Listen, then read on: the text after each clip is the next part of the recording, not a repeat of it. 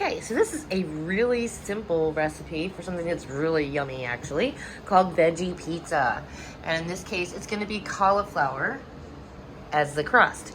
Now, you can make your own homemade cauliflower crust. That's strictly up to you. If you would use the store-bought, remember, when you're looking at the instructions on this one, in case for this particular brand, it's $4.25 for 11 to 13 minutes, but that's with sauce and cheese and anything else you put on it.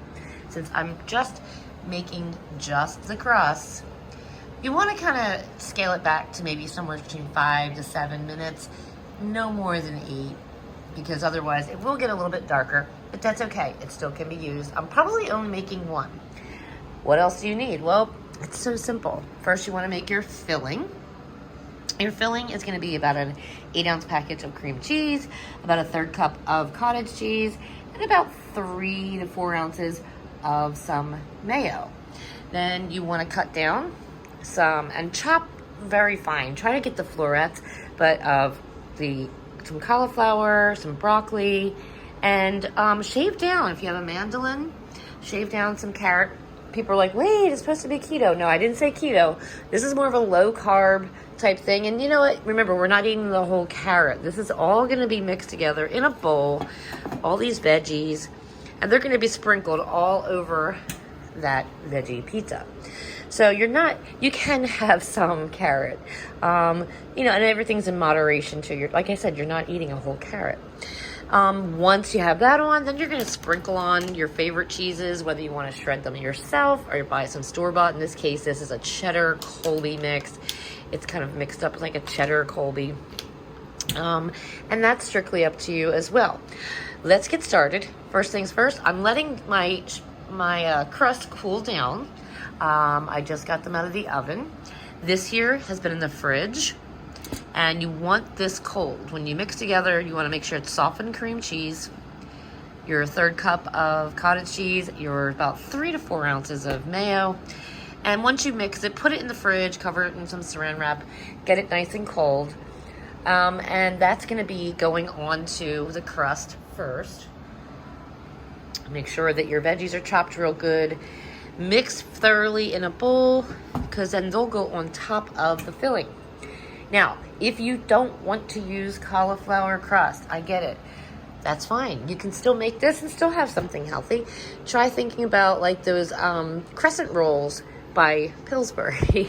They come in a long tube. You can actually bake that crescent roll out in a square pan and let that cool. Now, you will have to double up on your filling recipe as well, your veggies, because as you can see, when it comes to cauliflower crust, they are kind of tiny, but you would probably want to double up on both.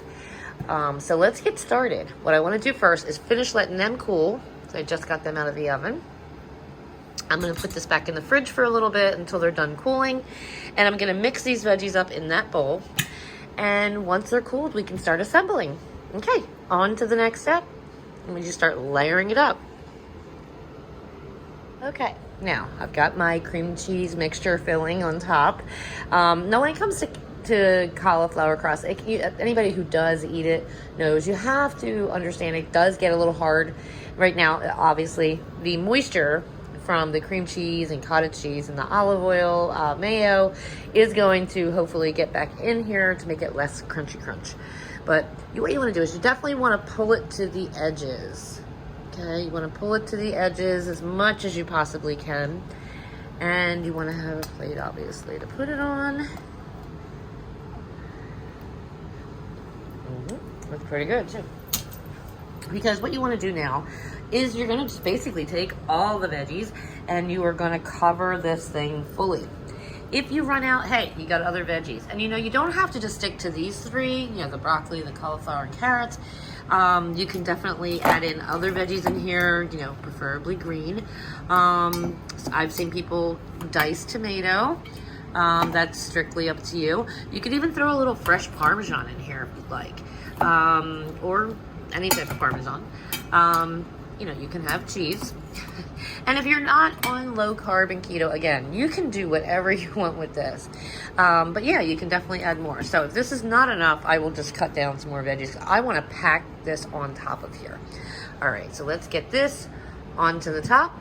And then I gotta put it in the fridge and I gotta wait because I want it to really cold. That's the key. You want to keep this in the fridge and you want it cold. All right, next step, getting that onto the pizza. Okay, it is done. And yes, you can have cheese. You can have cheese on your pizza.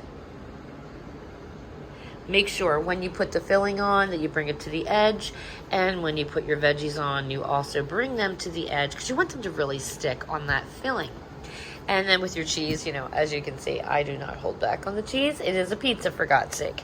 So you might as well enjoy the pizza with the cheese. And then now I want to wrap this in saran wrap and put it in the fridge for a while to let it really just kind of all up, kind of juice together in a sense, and maybe soften up that crust a little bit.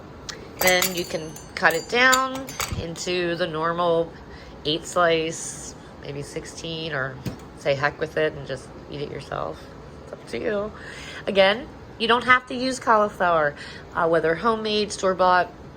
You can use the Pillsbury crescent rolls that you crack on the edge of the counter, and you spread them out in more of a sheet pan. And you definitely want to double up on the recipe if you do that, because you're definitely going to need more of the filling as well, the veggies and the cheese. So I hope you enjoyed it. And if you could please like, comment, and subscribe, and share me out to all your friends who are doing low carb or keto or just trying to watch their weight.